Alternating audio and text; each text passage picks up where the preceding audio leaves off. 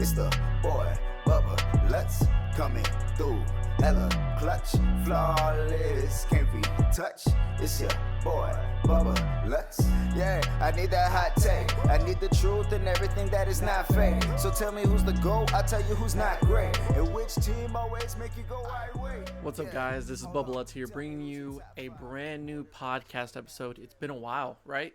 It feels like it. So if you're listening on Spotify or Apple Podcast, it has been a minute since I've posted a podcast episode. Now, that is not my fault. It wasn't me. In the famous words of Shaggy, it wasn't me. It was Anchor. They're a great sponsor. But this is bullshit, okay? This is absolute bullshit.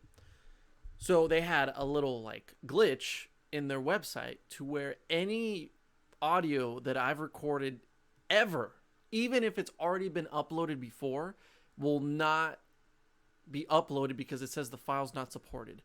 All of them are MP4s. I've never done anything else as far as MP4s for my files. And yet, even one that I've posted 3 weeks ago, it says that it's not a supported file. So then I emailed them. I'm like, look, when are you going to fix this? And they're like, should be good. Should be fine. Go ahead and upload. Tried it again. It never changed. Nothing ever changed. It stayed the same. Emailed them again because they didn't answer for 4 days. They're like, should be fine. Hey, Bubba, we got you. Guess what? Still can't do it. So, if you're listening to this on Spotify or Apple Podcast, I guess we're good. I guess.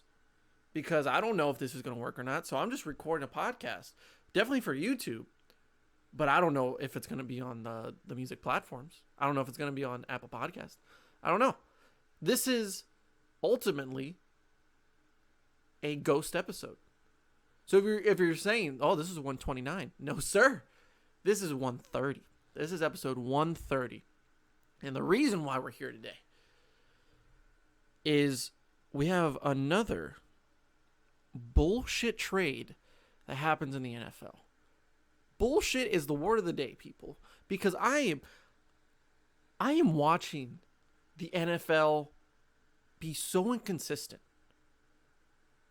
What have I been preaching for weeks upon months on this podcast? The market is broken. Why are quarterbacks getting paid this much? Why are running backs getting paid this much? He doesn't deserve that money. He doesn't deserve the money. He barely deserves that money. But yet, the most broken part of the NFL is these trades. Has this not been the weirdest offseason for trades? Because I'm seeing left and right dumb trades being made, and the NFL is just saying, that makes sense. Pass it through. As long as you pass that physical. Where are we? What year is it? Are we in the fucking Twilight Zone? Because the Patriots have decided to trade Rob Gronkowski, arguably one of the greatest tight ends to ever play the game, still at the age of 30, probably in the best shape of his life, has not been in the league for a year because he doesn't want to play anymore. We'll get into that because I think now the truth has come out. The 30-year-old tight end who still has a lot to offer and is now reunited with his great quarterback that won him Super Bowls. They trade Rob Gronkowski to the Tampa Bay Bucks. Let me give you some timeline here, people. Right after Tom Brady signs with the Tampa Bay Bucks, if you're watching on YouTube, I'm giving you a visualization, a real acting of the scene that happened. Hey, what's up, Gronk? How you doing? That's Tom, by the way. Gronk on the other end. Yo, what's up, Tom? Yo, it is so good to see you in Tampa. Hey, man, how about I come out of retirement? Come play with you. Oh, that sounds great, man. Hey, let's make it happen. How you going to do it? I'm just going to tell the Patriots, I'd like to play again, but I want to be traded to the Bucks. Sounds like a sweet, sweet plan to me. Phone call over. That's ultimately what happened. Gronk literally just went to Robert Kraft and Bill Belichick and said, "Look, I want to play again." Great, right? Great. We like to see Gronk. Gronk is a great player, so I'm glad he's back in the league. Oh, I don't want to play for you though. Oh no. You think I'm gonna play with you? What are you guys doing? We don't know what you're doing. You're basically getting rid of everyone that made the Patriots really good. Now, granted that the Patriots probably know what they're doing, and this is for me, like, this is an exception with the Patriots because they probably will move on and will move on quickly from Gronk, from Tom Brady, and they will find a way to win. That's just who they are. So I trust in the Patriots. Don't get me wrong. When Gronk comes in and says, "I don't want to play for you. I want to play for the Bucs, so trade me. I'm going to unretire, but I'm not going to play for you, so just trade me." And the Patriots just go, "Okay. Hey, Tampa,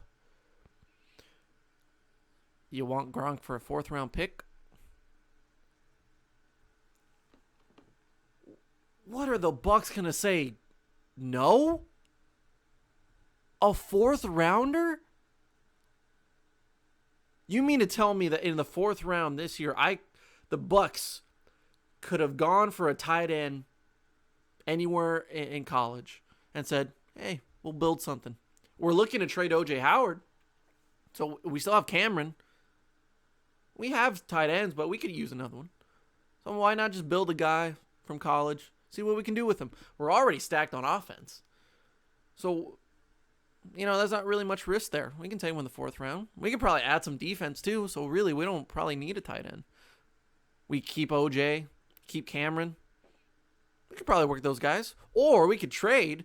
We can get a tight end or a lot of picks. That way we can get someone late in the draft for a tight end." That sounds good to me, right? Oh, Mr. Belichick, you want a 4th-rounder for Rob Gronkowski, one of the best tight ends that we've seen in our lifetime, that wants to play now because he plays with Tom Brady, who has a great relationship with him and is in probably the best shape of his life. Well, I guess.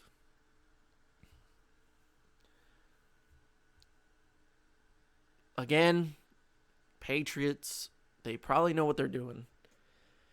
And I'm not going to doubt them. This is not me getting angry at the fact of the Patriots not getting more for Gronk, which they should have. This is not me getting mad at the Bucs for being that good, either negotiating or it was just right place at the right time. And good for the Bucs. They deserve some success now. They really do. They've been a team that deserves a glory period like they did with John Gruden.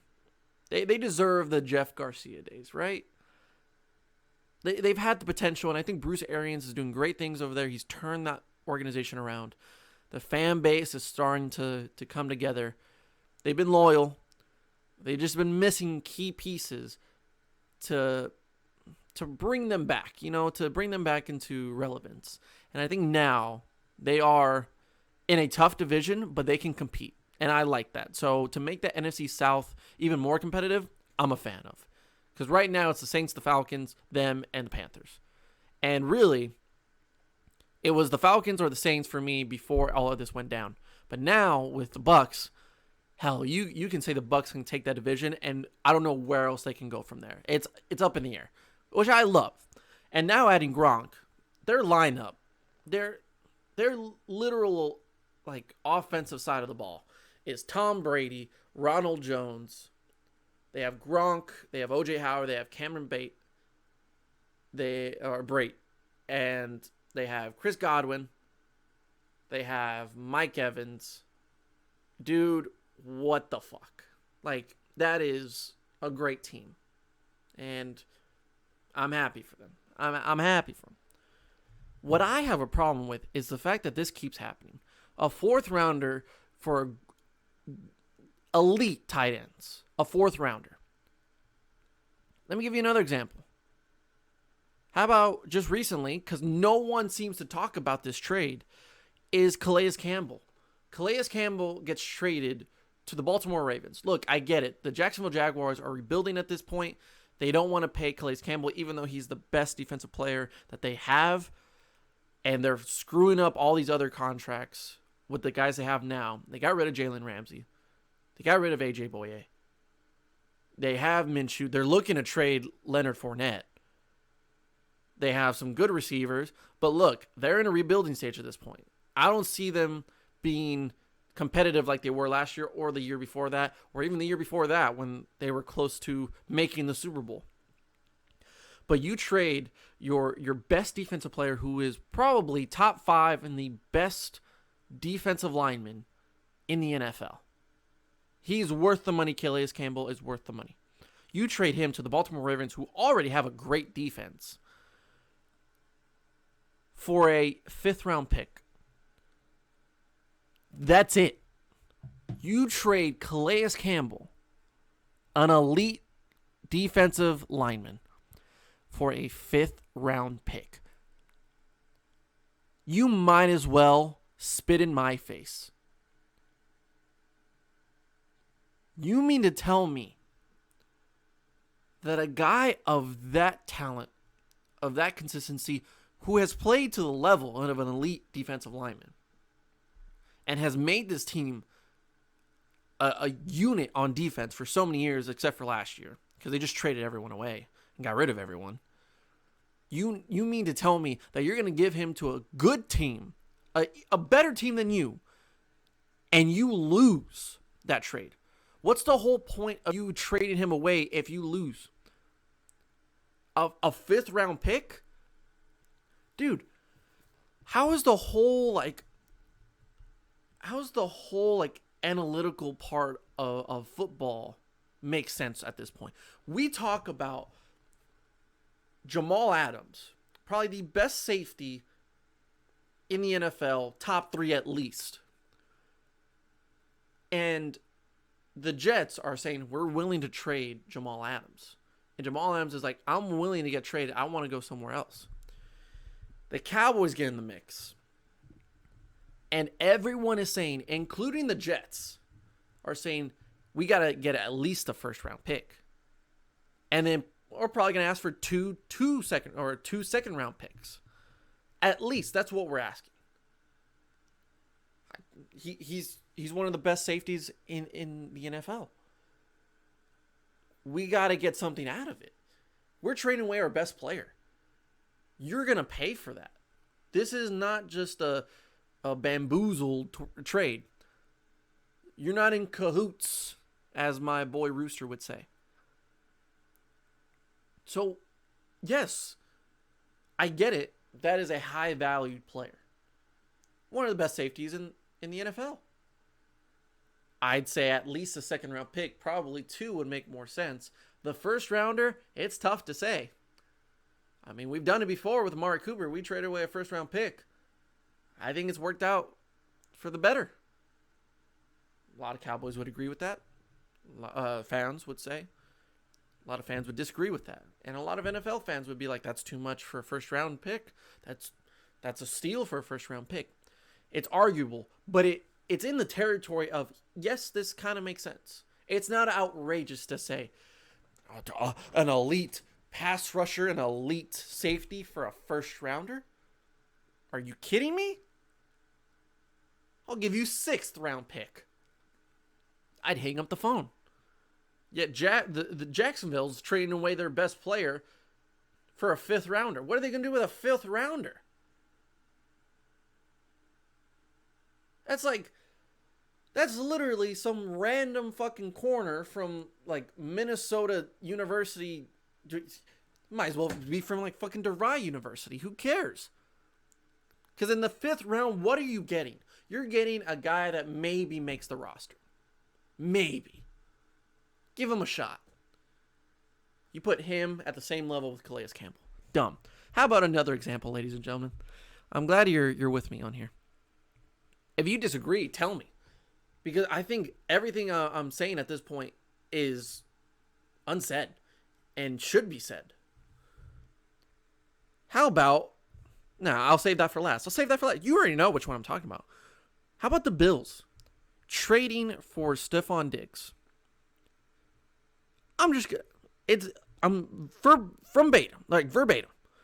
The move. Buffalo trades a 2020 first round pick, a 2020 fifth round pick, a 2020 sixth round pick, and a 2021 fourth round pick for the Vikings' Stephon Diggs. And the Bills also get a 2027 seventh round pick, which it's just throwaway at that point. So a 2020 first rounder, 2020 fifth rounder, 2020 sixth rounder, 3 picks in 1 year for Stephon Diggs, who is not top 3, who's not top 5, arguably top 10, top 15 wide receiver in the league. I like Stephon Diggs. I like him a lot.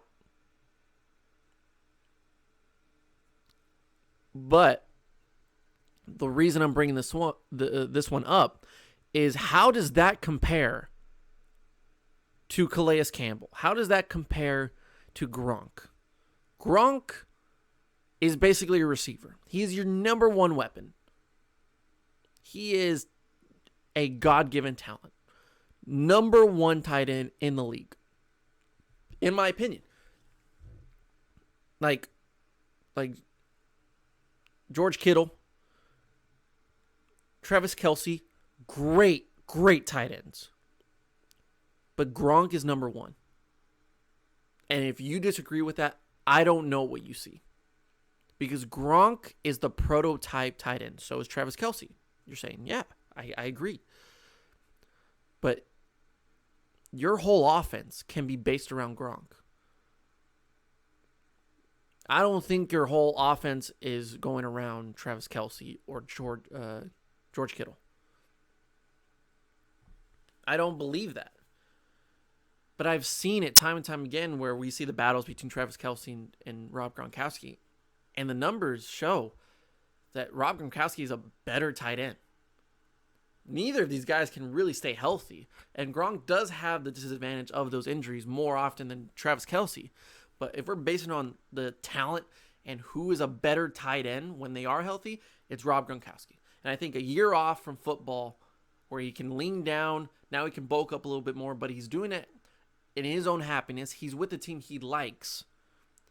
It's going to be a better version of Rob Gronkowski, and I think he's the best tight end in the NFL at this point. So how do you only give up a 4th rounder for the best tight end, in my opinion, in Rob Gronkowski, but you're giving up 3 picks in one draft and another in another draft, and you're also giving them more than just the player? Like the Vikings, hey, look, I think this trade makes sense. This trade makes sense because you're giving up a 1st rounder, a 5th, and a 6th. That's high value. That's a high value 1st rounder, and you can see what you can do with a 5th and 6th. The Vikings, they still have a solid offense. They may not want to pay Stephon Diggs, so they had to get rid of him. They can use this for their defense. Now that they're getting rid of some of their guys up front, they did get rid of Xavier Rhodes. They can beef up the depth on the defensive back position. They can bulk up that defensive line. And hey, maybe you'll get another wide receiver who may not cost you anything until like 4 or 5 years from now, and that's if they make it big time. They still have Adam Thielen. They still have Kyle Rudolph, Dalvin Cook. They still got all their main guys. And even though Stephon Diggs was their number one receiver, like in my eyes, that's what I saw. Even though Adam Thielen had better stats, you still have your number one receiver stat-wise, and you still have some weapons around you. It's their defense that really makes the Vikings a dangerous team in the playoffs. So they need picks. This makes sense. And they get a variety of picks to choose from, not just this year, but next year. And a 7th rounder, what are you going to do with that? Nobody cares. And then you give up Diggs, well, you're not going to pay that much. It makes sense, right? Well, how about we end it on the worst trade that I've ever seen? Is DeAndre Hopkins traded away to the Arizona Cardinals. Houston trades Hopkins and a 4th rounder to the Cardinals for washed up David Johnson, with a terrible contract, a second rounder, and a fourth rounder. Back to what I was saying about Calais Campbell, Gronk. These guys are elite. These guys are the best in the NFL at what they do. I think DeAndre Hopkins is the best receiver in the NFL. His hands are unlike any other. He can catch anything. I've seen him catch stuff that didn't even process in my mind yet. And he was already catching it and going for a touchdown. The camera couldn't even pick up the throw. Like, it made no sense. He has been consistent. He has been reliable. He's been trustworthy to the Houston Texans organization. And he's dealt with a lot of bullshit. Once again, bullshit. And Bill O'Brien to say, well, Amari Cooper went for a first-round pick. Julio Jones will definitely go for a first-round pick somewhere if he ever gets traded. Stephon Diggs. Oh, this was before Stephon Diggs. Yeah, even if we trade DeAndre Hopkins, he's thinking this to himself because there's no way that anyone in that Houston Texans organization agreed to this. He just did it. Well, if we trade away Hopkins, definitely can get a first rounder. You can probably get more. The dude is the best receiver in the NFL. I've seen it firsthand. Have you seen that video where, I think it's like a Cardinals coaching staff member where he goes up to DeAndre Hopkins. He's like, hey, man, you're the best in the league. He's like, I know. That's a scary man. This guy gets traded away for a fourth rounder, or for a second rounder and a fourth rounder. And he washed up David Johnson, who is probably not even going to start. David Johnson is not even going to start for the Texans. They already had a good running game. Who do they have? It's Duke Johnson, right? Is it Carlos Hyde? He's a free agent. Carlos Hyde is a free agent. So technically, he's still with the Texans. At the time of the trade, he was with the Texans. He was barely beginning free agency. So technically, I would still consider him a Texan. So they had Duke Johnson, who's, in my opinion, a really good running back. Carlos Hyde had his great years with San Francisco, and still, in my opinion, had a lot to offer. David Johnson on a terrible contract, who has been banged up. Injuries have taken over, much like what Todd Gurley's injuries have happened to him.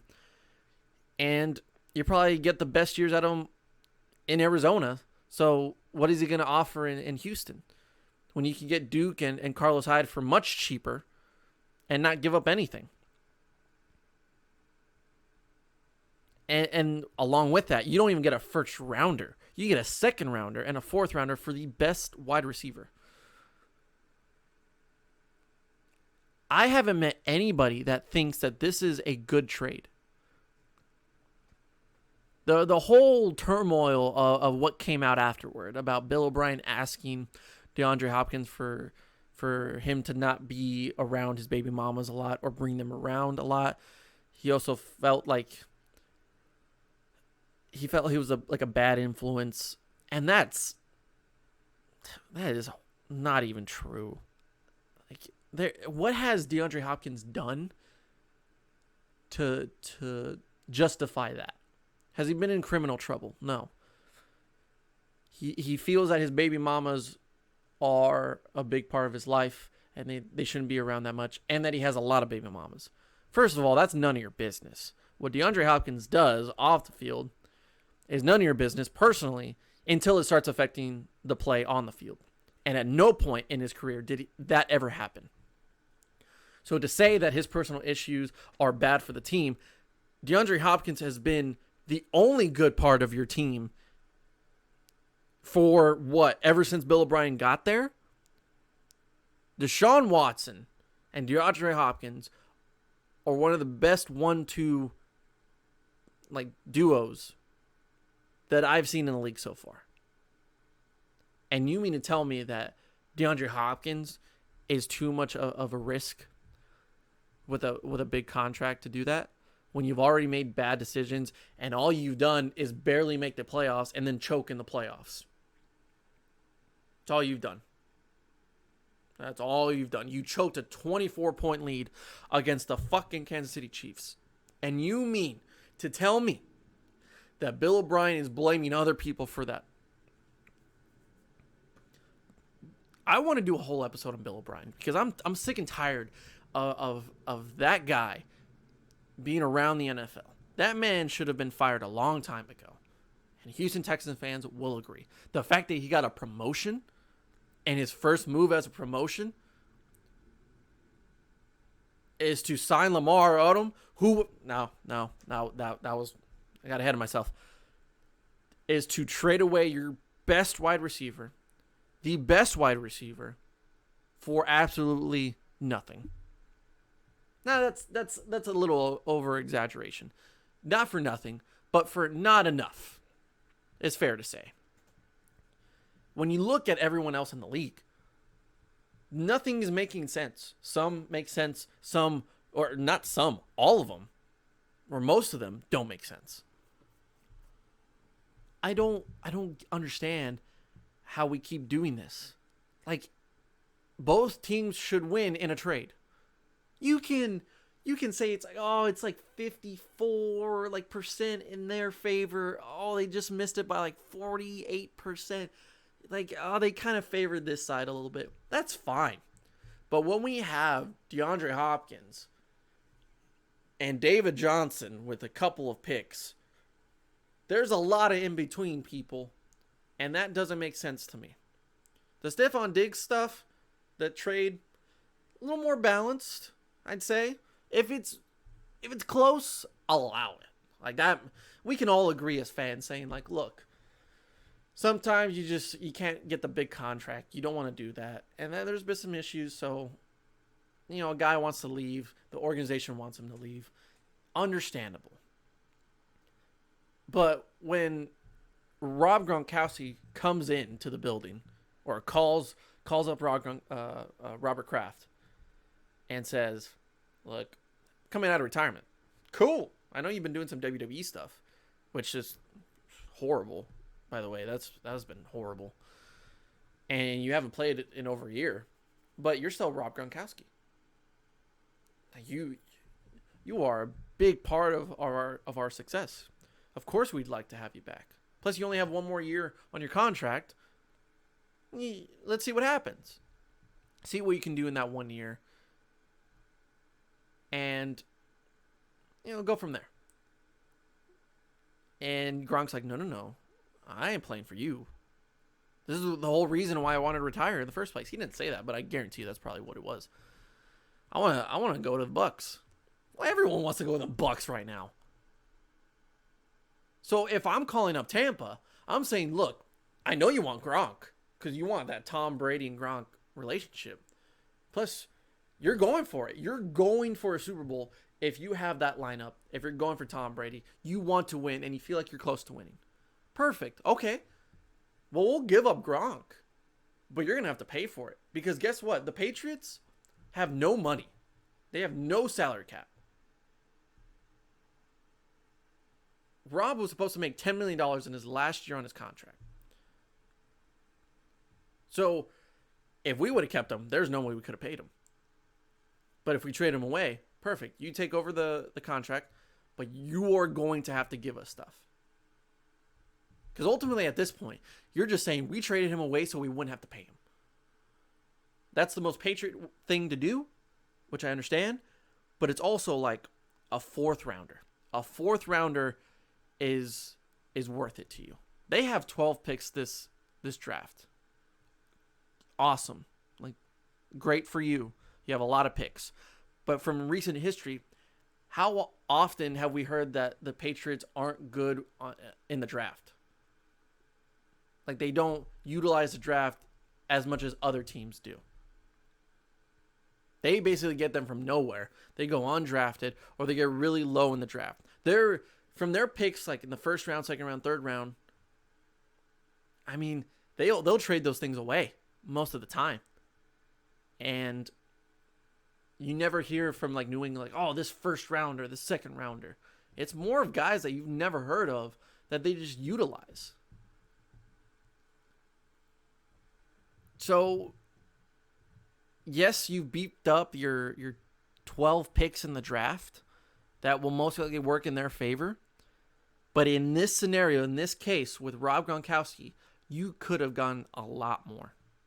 You could have done so much more. Learn from the mistakes of Bill O'Brien. Learn from the mistakes of, I don't know, so many coaches in the last 5 years. But in this offseason, the Jaguars, the Texans, these teams are just trading guys away that are making their organization better for a ham sandwich. And not even a good ham sandwich. It's just ham. No lettuce, no tomato. Gronk is the meat. But where are the condiments? You don't even toast the bread. You just threw on a plain old white piece of bread and said, fuck it, I'm just going to eat the meat. How's that fair? How does that make sense when you're trying to think of like other players that are about to be traded away? How can we still argue that Jamal Adams should be traded for a first-round pick when Gronk is getting traded for a fourth-rounder? Calais Campbell is getting traded for a fucking hour of his time. It's stupid, man. It's stupid. But like Gronk, like the whole reason why he retired was because he didn't want to play with New England anymore. The injuries were terrifying, yes, but he hated how he was treated in New England. He wasn't treated like anything. I'm talking about a charismatic attention seeker, not in a bad way, but he does seek attention in Gronk. He likes to be the star. He likes the attention. And he got none of that.